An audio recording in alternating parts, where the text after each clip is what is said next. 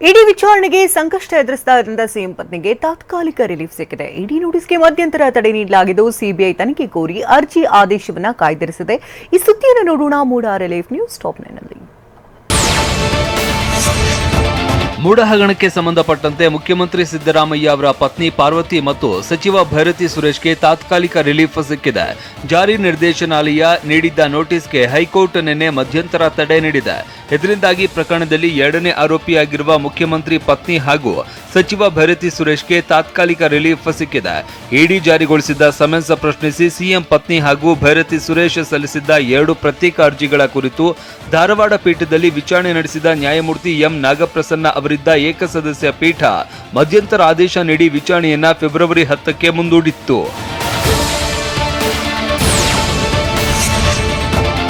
ಮುಖ್ಯಮಂತ್ರಿ ಸಿದ್ದರಾಮಯ್ಯ ವಿರುದ್ಧದ ಮೂಡ ನಿವೇಶನ ಹಂಚಿಕೆಯಲ್ಲಿ ಅಕ್ರಮ ಆರೋಪ ಪ್ರಕರಣ ಸಿಬಿಐ ತನಿಖೆಗೆ ನೀಡುವಂತೆ ಕೋರಿ ಸಲ್ಲಿಸಿದ್ದ ಅರ್ಜಿ ವಿಚಾರಣೆ ನಡೆಸಿದ ಹೈಕೋರ್ಟ್ ತೀರ್ಪು ಕಾಯ್ದಿರಿಸಿದೆ. ನಿನ್ನೆ ಸುದೀರ್ಘ 5 ಗಂಟೆ ಈ ಅರ್ಜಿ ಕುರಿತು ವಾದ ಪ್ರತಿವಾದ ನಡೆಯಿತು. ದೂರುದಾರ ಸ್ನೇಹಮಯಿ ಕೃಷ್ಣ ಪರ ವಕೀಲ ಮಣೀಂದರ್ ಸಿಂಗ್ ವಾದ ಮಂಡನೆ ಮಾಡಿದ್ದಾರೆ. ಸಿಎಂ ಸಿದ್ದರಾಮಯ್ಯ ಪರ ಅಭಿಷೇಕ್ ಮನು ಸಿಂಘ್ವಿ ವಾದ ಮಂಡಿಸಿದ್ರು.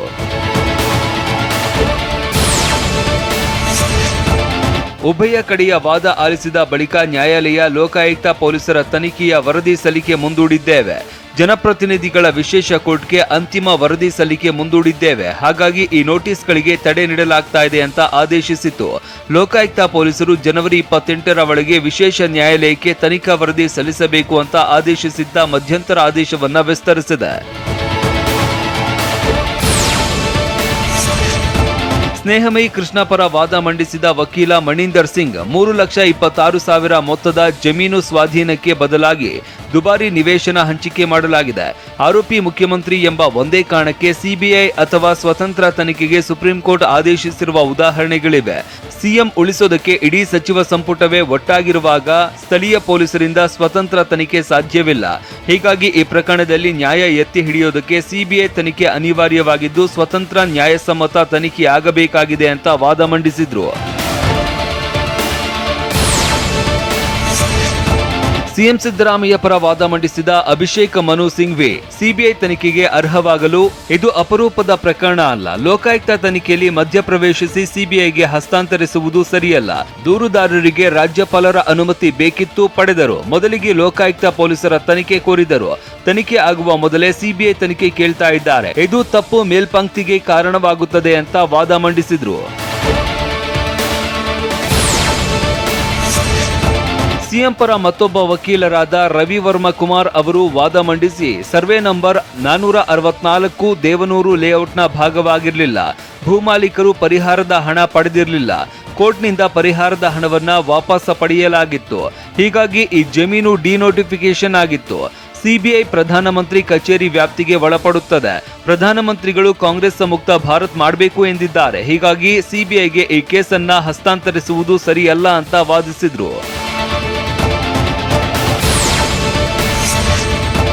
ತಪ್ಪು ಮಾಡಿಲ್ಲ ಅಂದ್ರೆ ಸಿಎಂ ಸಿದ್ದರಾಮಯ್ಯ 60 ಕೋಟಿ ಬೆಲೆ ಬಾಳುವ 14 ಸೈಟ್ಗಳನ್ನ ವಾಪಸ್ ಕೊಟ್ಟಿದ್ಯಾಕೆ ಅಂತ ದೂರುದಾರ ಸ್ನೇಹಮಯಿ ಕೃಷ್ಣ ಪ್ರಶ್ನಿಸಿದ್ದಾರೆ. 50-50 ಅನುಪಾತದಲ್ಲಿ ನಿವೇಶನ ಆದೇಶ ಇದೆ ಅಂತ ತೋರಿಸಿದ್ರೆ ನಾನೇ ಜೈಲಿಗೆ ಹೋಗೋದಕ್ಕೆ ಸಿದ್ಧ ಅಂತ ಸ್ನೇಹಮಯಿ ಸವಾಲು ಹಾಕಿದ್ದಾರೆ. ಅಲ್ಲದೆ ಲೋಕಾಯುಕ್ತ ಅಧಿಕಾರಿಗಳೇ ಸಾಕ್ಷ್ಯ ನಾಶಕ್ಕೆ ಭೈರತಿ ಸುರೇಶ್ಗೆ ಸಹಕಾರ ನೀಡಿದ್ದಾರೆ ಅಂತ ಸ್ನೇಹಮಯಿ ಆರೋಪಿಸಿದ್ದಾರೆ. ಸಿಎಂ ಸಿದ್ದರಾಮಯ್ಯ ಪತ್ನಿ ಪಾರ್ವತಿ ಮತ್ತು ನಗರಾಭಿವೃದ್ಧಿ ಸಚಿವ ಭೈರತಿ ಸುರೇಶ್ಗೆ ಇಡಿ ಸಮನ್ಸ್ ಜಾರಿ ಮಾಡ್ತಾ ಇದ್ದಂತೆ ರಾಜಕೀಯ ಜಟಾಪಟಿ ಜೋರಾಗಿದೆ. ಇದೆಲ್ಲ ರಾಜಕೀಯ ಪ್ರೇರಿತ ಅಂತ ಡಿಸಿಎಂ ಡಿಕೆ ಶಿವಕುಮಾರ್ ಡಿಚ್ಚಿ ಕೊಟ್ಟಿದ್ದಾರೆ.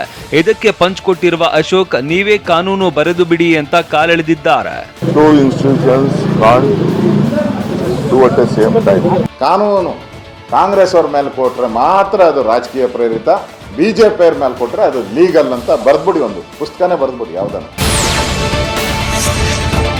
ಮೂಡ ಪ್ರಕರಣದಲ್ಲಿ ಏನಾದರೂ ಮಾಡಿ ತನಿಖೆಯಿಂದ ತಪ್ಪಿಸಿಕೊಳ್ಳಲು ಸಿಎಂ ಪ್ರಯತ್ನ ಮಾಡ್ತಾ ಇದ್ದಾರೆ ಅಂತ ಕೇಂದ್ರ ಸಚಿವ ಪ್ರಹ್ಲಾದ್ ಜೋಶಿ ಆರೋಪಿಸಿದ್ದಾರೆ. ರಾಜ್ಯಪಾಲರ ಆದೇಶ ಪ್ರಶ್ನಿಸಿ ಹೈಕೋರ್ಟ್ಗೆ ಹೋಗಿದ್ದರು. ಅಲ್ಲಿ ತಡೆಯಾಜ್ಞೆ ನೀಡಲಿಲ್ಲ. ಕೇಸ್ನಲ್ಲಿ ನಿಯಮ ಉಲ್ಲಂಘನೆ ಆಗಿದೆ ಅಂತ ಕೋರ್ಟ್ ಹೇಳಿದೆ. ಆದರೂ ಸಿದ್ದರಾಮಯ್ಯ ಅಧಿಕಾರದಲ್ಲಿ ಮುಂದುವರೆದಿದ್ದಾರೆ. ಸಿಎಂ ಅಧಿಕಾರದಲ್ಲಿ ಮುಂದುವರೆದಿರುವುದು ಒಂದು ಅನೈತಿಕತೆ ಅಂತ ಜೋಶಿ ಕಿಡಿಕಾರಿದ್ದಾರೆ. ಮೂಡ ಹಗರಣದಲ್ಲಿಯೂ ಸಹಿತ ಅವರು ಏನಾದರೂ ಮಾಡಿ ತನಿಖೆಯಿಂದ ತಪ್ಪಿಸಿಕೊಳ್ಬೇಕಂತ ಪ್ರಯತ್ನ ಮಾಡ್ತಾ ಇದ್ದಾರೆ ಹೊರತಾಗಿ